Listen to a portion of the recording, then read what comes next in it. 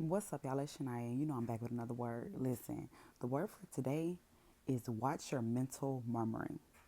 See, for many of us, we're not the type of people that just be outright talking about all the overwhelm that we're feeling, outright talking about all the silly things that we're seeing in the world, outright judging people with our mouths. We're not just saying it outright.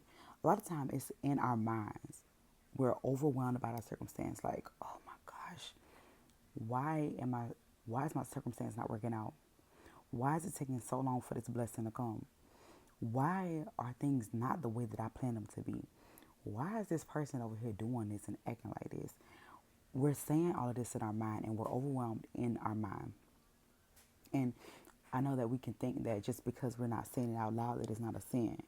Like we're not the children of Israel because they were taking it directly to Moses. It's like, Moses, you ain't doing this right.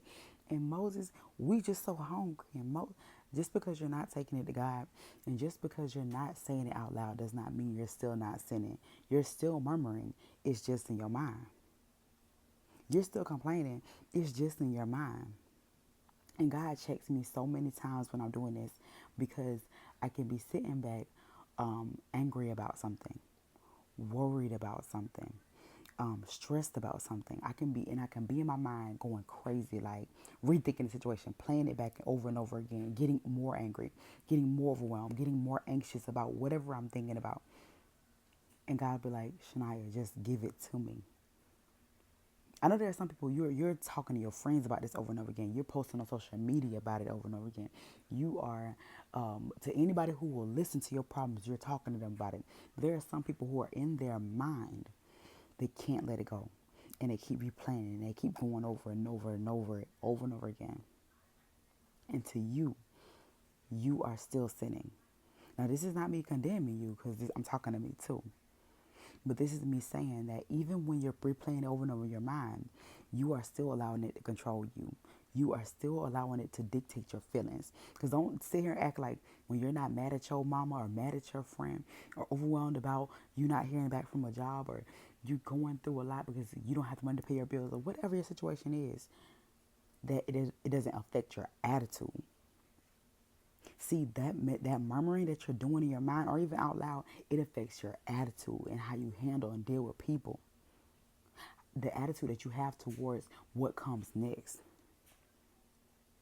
And I see that in myself a lot. That's why I'm able to speak to it. Because when I'm overwhelmed with something in my mind, it affects how I handle people. When I'm overwhelmed with something in my circumstance, it affects how I handle people. It affects how I talk to them. It affects how I approach them. So we gotta watch our mental murmuring because it's causing us to be overwhelmed for no reason. Listen, if there's a problem that you can't fix, murmuring about it is not going to make you fix it. Complaining about it is not going to make you fix it. One thing I heard Pastor Philip Anthony Mitchell say today is when you are anxious, that verse that says, don't be anxious for nothing, but with prayer and supplication, make your request be known to God. When you are anxious about something, turn it into a prayer.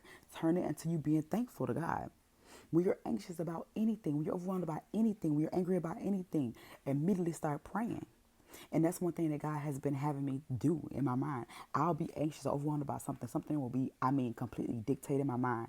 And I will immediately start thinking about, you know what, God, I am so sorry that I'm allowing this to take full control of my mind and full control of my attitude right now. I literally have a unit on my face. You know, parents be saying unit. I literally have, it's changed my whole countenance. If a person was to walk in the room, they would know that I'm angry right now because I'm allowing what's in my mind to overwhelm me.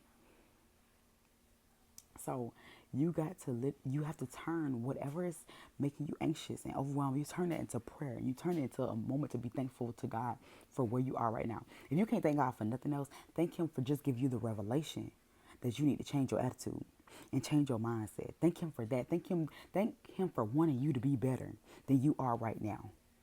Because if it were up to you, you would continue acting the way you're acting. You would continue to sit and soak in that anger, soak in that anxiety, soak in that overwhelm.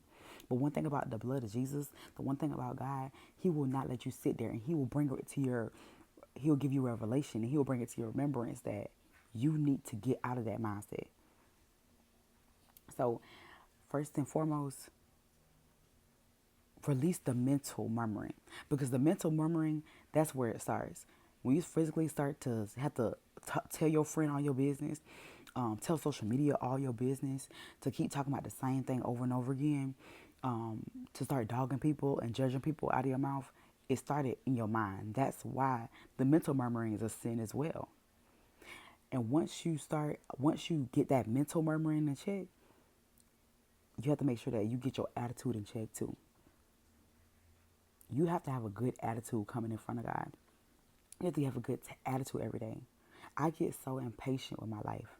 And not just my life, because I'm working on that. I get so impatient with circumstances. You have to, not only do we have to wait on our blessings and our dreams and everything that we want to fulfill, we have to wait on other people. We have to wait for people to show up to dinner. We have to wait for everybody to plan this trip together so that y'all can go out together. You constantly have to wait on somebody else in your life. You constantly have to be at somebody else's disposal and on somebody else's time in your life. It doesn't matter if you're single without no kids or nothing. You still, when you go to a restaurant, you're waiting on them. When you go to get your car washed or go to the movie, again, when you're waiting at the red light in your car, you're at somebody else's. You're waiting on something, and you have to make sure that you are checking your attitude in the waiting. Listen, there is not ever. I was sitting here thinking today while I was driving home from church that I used to, when I had my first car, I used to be swerving in lanes. Like if people weren't driving right, I was sitting here zooming, swerving from lane to lane, going around people, like I was on the way to Jesus Himself. But today I was sitting here realizing that, you know, cars were just taking their time and there was so much space in between certain cars. I'm like, you could literally be up there, but you just riding and cruising and slow. And I was sitting here like, I remember when I used to be swerving through lanes, like I had really somewhere to be. And now I'm just sitting here just driving and cruising. I'm not worried about trying to get nowhere fast because I know that I'm going to get there regardless. And I want to be safe when I get there. I want to still be in one piece when I get there. So this is not specifically about patience, but this is your message. If it's your message, just realize that you have to check your attitude and check how you move in certain situations. Check your attitude. That murmuring, it can affect your attitude, and it can affect, which affects your actions. All right. So I truly love you guys.